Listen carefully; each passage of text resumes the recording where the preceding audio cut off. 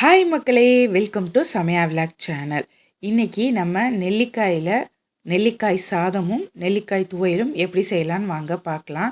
நெல்லிக்காயில் நிறைய மருத்துவ பயன்கள் இருக்குது. அதனால் நம்ம அன்றாடம் வாழ்க்கையில் சேர்த்துக்கிட்டே வரணும். முதல்ல நம்ம நெல்லிக்காய் துவையல் எப்படி பண்ணலான்னு பார்க்கலாம். அதுக்கு தேவையான பொருட்கள் எல்லாத்தையும் நான் இப்போ எடுத்து வச்சுருக்கேன். பச்சை மிளகாய், இஞ்சி, பூண்டு, கொத்தமல்லி, கருவேப்பிலை, நெல்லிக்காய், வெங்காயம், இதோட கல்லுப்பு, உளுந்தம்பருப்பு, கடலப்பருப்பு, இது எல்லாத்தையும் எடுத்து வச்சுருக்கேன். இப்போ ஒரு பேனில் நல்லெண்ணெய் சேர்த்துக்கோங்க. கடலைப்பருப்பும் உளுந்தம்பருப்பும் சேர்த்து நல்லா பொன்னிறமாக வறுத்துக்கோங்க. இதோட பச்சை மிளகாய் சேர்த்துருக்கேன். சின்ன வெங்காயம் சேர்த்து வதக்கிக்கோங்க. இப்போ நெல்லிக்காயையும் சேர்த்து நம்ம வதக்கிக்க போகிறோம்.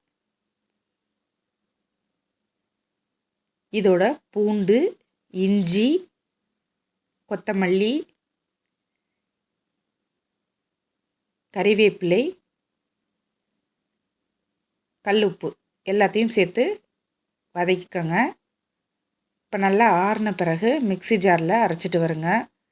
நம்மளுடைய நெல்லிக்காய் துவையல் ரெடி ஆயிடுச்சு. நம்ம இப்போ நெல்லிக்காய் சாதம் எப்படி பண்ணலான்னு வாங்க பார்க்கலாம். அதுக்கு ஒரு பாத்திரம் எடுத்துக்கோங்க. அதில் நல்லெண்ணெய் சேர்த்துக்கோங்க. எண்ணெய் சூடான பிறகு கடுகு, உளுந்தம்பருப்பு, ஜீரகம், கடலைப்பருப்பு எல்லாத்தையும் சேர்த்து நல்லா பொரிய விடுங்க. இப்போ இதில் குட்டியாக நறுக்குன பச்சை மிளகாயை நம்ம சேர்த்துருக்கோம். கறிவேப்பிலை,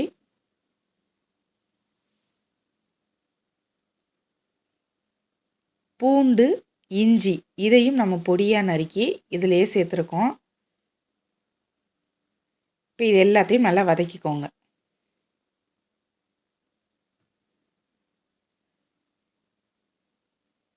இப்போ நல்லா வதங்கின பிறகு நீளமாக நறுக்குன பெரிய வெங்காயம் சேர்த்துக்க போகிறோம்.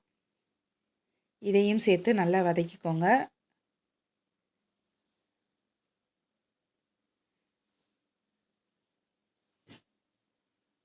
இப்போ நல்லா வதங்கின பிறகு நெல்லிக்காயை நான் நல்லா பொடிசாக நறுக்கி வச்சுருக்கேன், அதை சேர்த்துக்கிறேன்.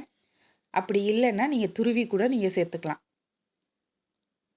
இப்போ இது எல்லாத்தையும் சேர்த்து நல்லா வதக்கிக்கோங்க. தேவையான அளவு மஞ்சத்தூள் சேர்த்துக்கோங்க.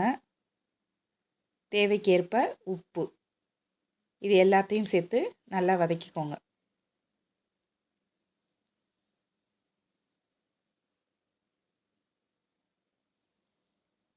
இப்போ நம்மளுக்கு இதுக்கு எவ்வளோ தேவையோ அதுக்கு தேவையான சாதத்தை நம்ம சேர்த்துக்க போகிறோம்.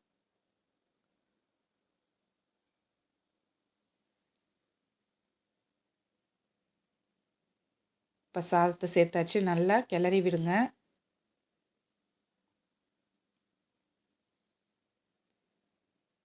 நல்லா ஒன்று போல் கிளறி விடுங்க.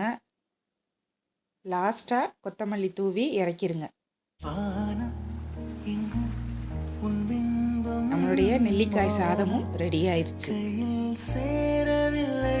நெல்லிக்காய் சாதம், நெல்லிக்காய் துவையல் ரெண்டுமே ரெடி ஆயிடுச்சு.